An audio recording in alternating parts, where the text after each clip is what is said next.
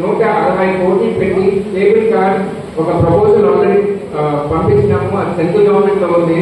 రేపు గవర్నమెంట్ వచ్చిన తర్వాత 100% ఉదయగిరి ఒక టూరిజం హబ్ లాగా తయారు చేస్తున్నాం. సో ఒక టూరిజం హబ్, ఒక ఇండస్ట్రీస్, ఈ రెండు వస్తే మాత్రం ఇది సరైన కాంబినేషన్ నా లెక్క ప్రకారం. ఇంజనీరింగ్కి కేంద్ర స్థానమైనటువంటి విజయనమ్మ తల్లి ఇంజనీరింగ్ శ్రీరామలక్ష్మి కాపాడుతుంది సార్. ఆ తల్లిని అందరినీ కాపాడుతుంది, కానీ ఆ తల్లి దగ్గరికి వెళ్ళేదానికి రోడ్డు మాత్రం తరలేదు సార్. అందుకని అత్యవసరంగా విజయనమ్మ తల్లి దగ్గరికి రోడ్డుని నిర్మిస్తాను కోరుతున్నాను. ఖచ్చితంగా నోట్ చేసుకుంటాను. గవర్నమెంట్ వచ్చేది మనకి అందులో ఏమాత్రం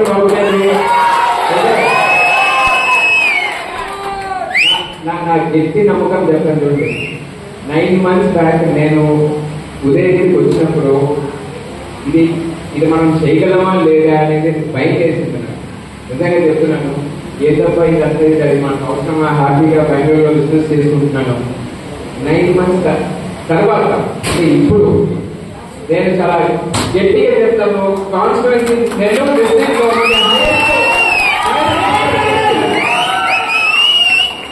సో నా ఓన్లీ రిక్వెస్ట్ ఏంటంటే, ఫస్ట్ టైం మీరంతా చాలా యూత్ ఉన్నారు ఇక్కడ. ఫస్ట్ వచ్చేసి ఓటింగ్ అనేది మాత్రం చాలా ఇంపార్టెంట్. మీరు బయటకు వచ్చి ఓట్ అయితే చేయాలి, తప్పకుండా మంచిగా చేస్తారన్న నమ్మకం ఉంది. బట్ ఓట్ అయితే మాత్రం ఫస్ట్.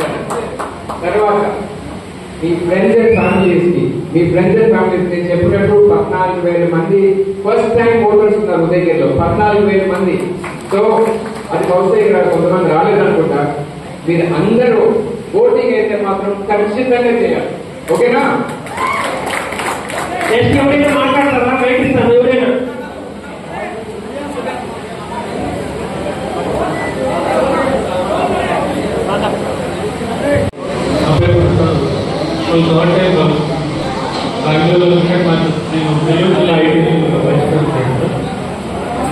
మళ్ళీ ఇప్పుడు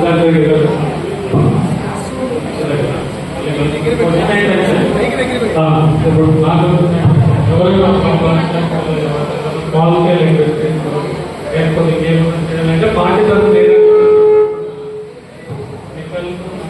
నిరుద్యోగం చాలా ఏదైనా సపోర్ట్గా పార్టీ తరఫున ఏదైనా స్మాల్ స్కేల్ ఇండస్ట్రీ డైరీ చేయాలంటే పార్టీ తరఫు నుంచి ఏమైనా సపోర్ట్ ఉంటుందా అది తెలుసుకోవాలి.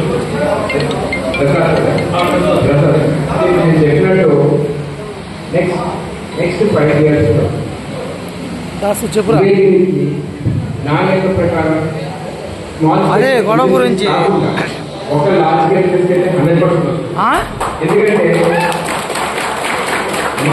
మన కాన్స్టిట్యుయెన్సీ చాలా చాలా స్ట్రాటజిక్ గా లొకేటెడ్. వారిద్దరు రావాలంట. హైవే మధ్యలో మన కాన్స్టిట్యుయెన్సీ. సో నాకు గట్టి నమ్మకం ఏంటంటే